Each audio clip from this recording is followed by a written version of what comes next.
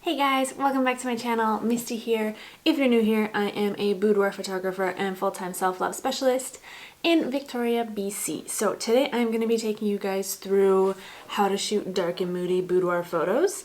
These are tips and tricks that I use when I'm shooting clients, but also when I'm shooting myself and doing boudoir self-portraits. If you want to learn how to do boudoir self-portraits, there's a video there. But these tips are mostly for when you're shooting with clients. So the video and the photo that you're about to see was shot with an amazing plus-size model from Vancouver called Kerosene Deluxe. She's fantastic. I highly suggest checking her out on Instagram. Boom! You can also find the full shoot from start to finish on my Patreon, which I will link in the description below if you want to check out the whole pose flow and how we kind of did it and all the different looks and stuff that we had. That'll be up next week. So yeah, without further ado, let's just dive into the meat of this and kind of go over how you can shoot dark and moody boudoir photographs with your clients. Let's go!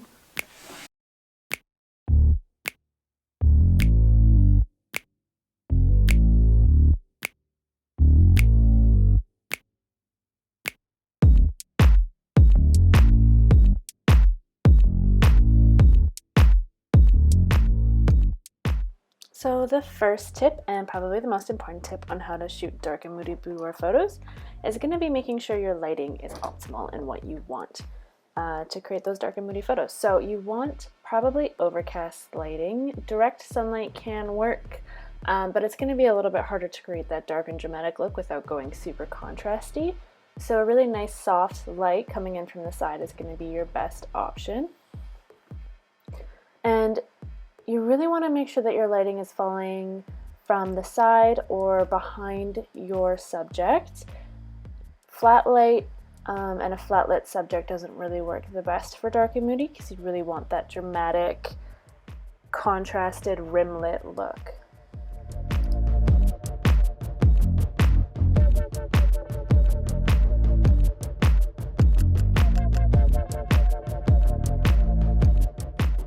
Another tip for trying to find the right light for your dark and moody photos is just to play with your space. So you really want to explore the space that you have, and you can even do this with yourself by creating boudoir self-portraits if you like, or having models or clients help you. But you want to find those nice pools of light in your space that are going to hit the client just right and kind of give them that nice, beautiful, dark, moody, rim-lit look.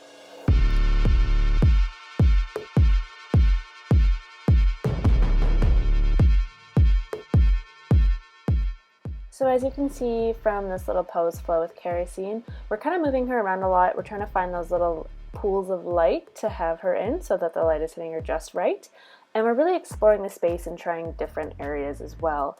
Another thing we'll get into next is posing and how important it is to utilize both your lighting and your posing together to work together to create that beautiful backlit dark and moody look. Because your light is going to be rather dark, you have to be quite specific about where you're posing your client and how they're facing the light and interacting with the light.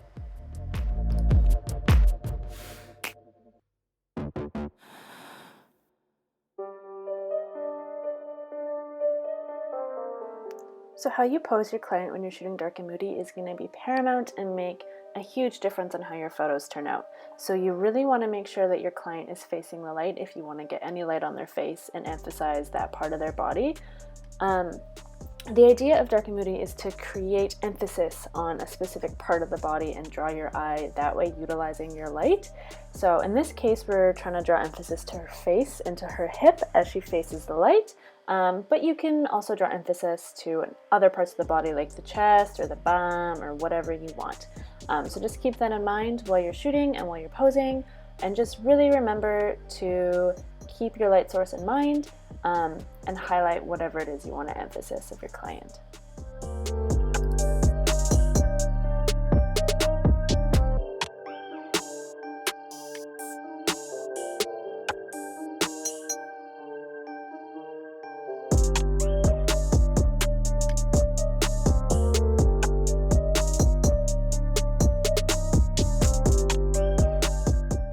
So here you can really see that we're utilizing both the lighting and how she's posing to maximize the dark and moody look and to really highlight specific parts of her. So we're really working on highlighting her hip and her face here, and she's really twisting her face up to the light, so you can really see how she's bringing that chin all the way over to the window and really, really getting her face to face her light source.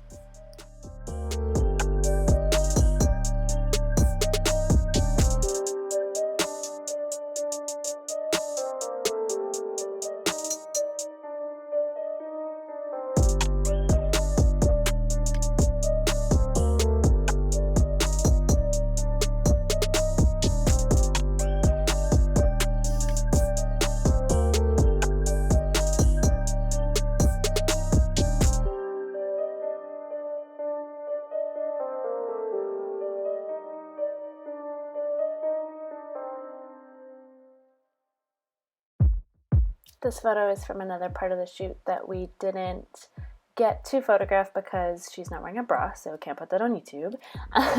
But you can see we really used her light and the posing to just emphasize her back and her bum using those two things. So she's turned to the side, we've got that beautiful rim light and side light coming in, and she's posed so that the lighting is just hitting her in that one spot and really emphasizing her bum.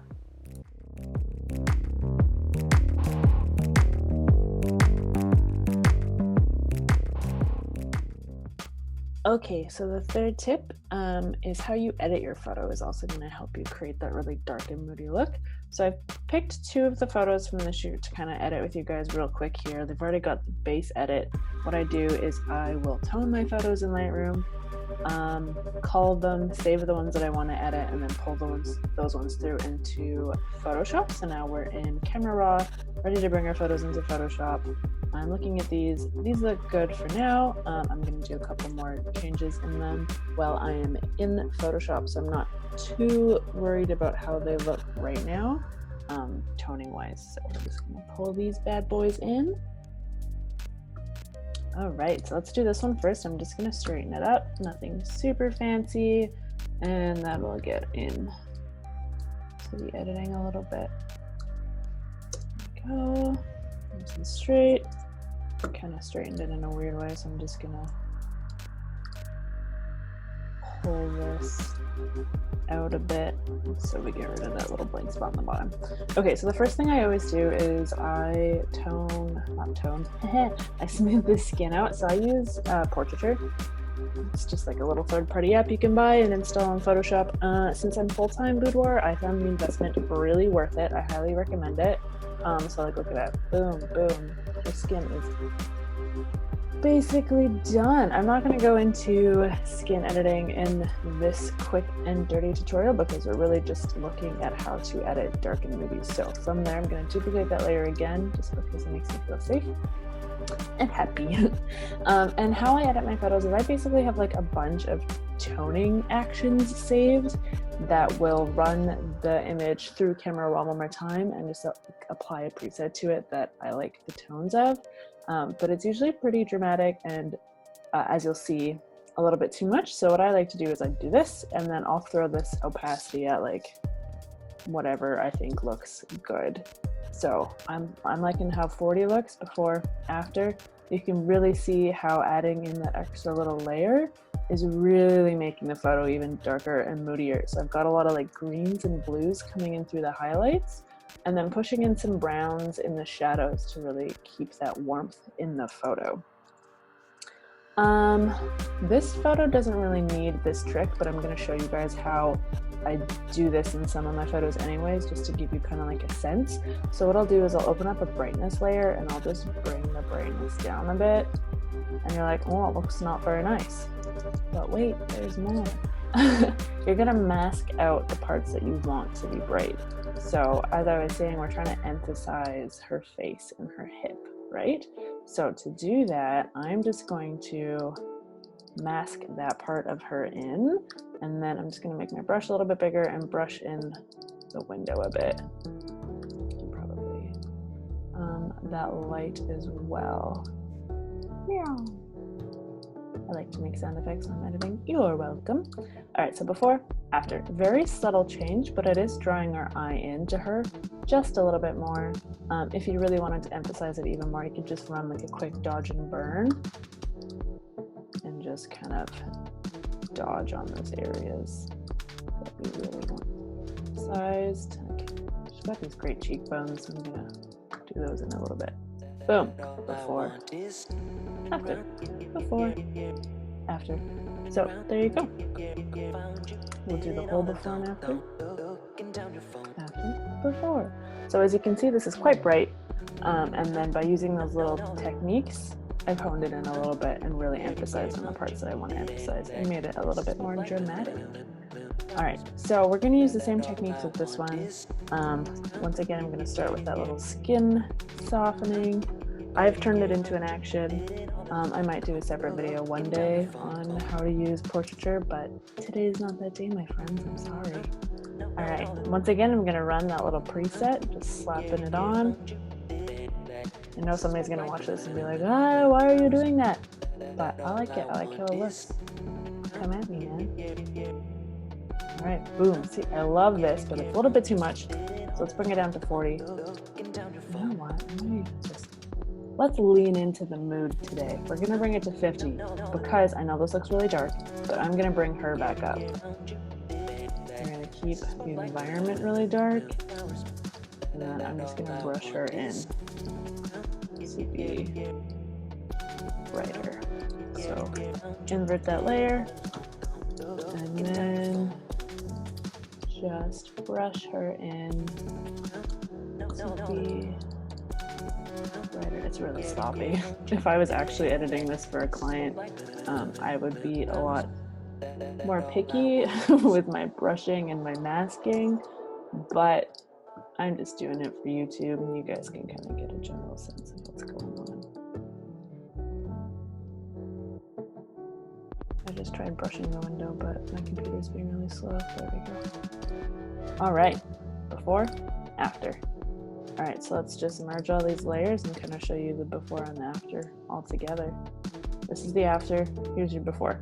So very bright, lots of things in focus here. You can really see the fireplace, you can really see the credenza behind her, and then after, really focusing in on her and minimizing the background distractions, and she just kind of like pops out of frame.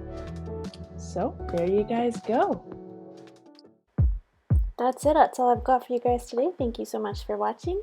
If you want to see the full post flow, make sure to check out my Patreon or subscribe to Kerosene's as well. Thank you so much for watching, guys. Make sure to subscribe, like, and hit that bell. See you guys later.